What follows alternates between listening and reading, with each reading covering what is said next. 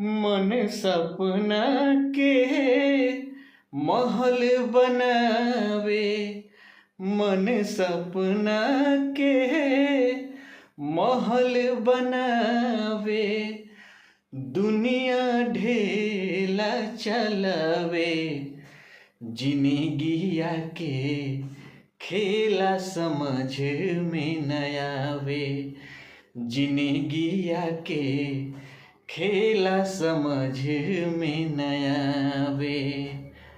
मन सपना के महल बनावे, मन सपना के महल बनावे, दुनिया ढेला चलावे, जिंदगिया के खेला समझ में न आवे, जिंदगिया के खेला समझ में न आवे।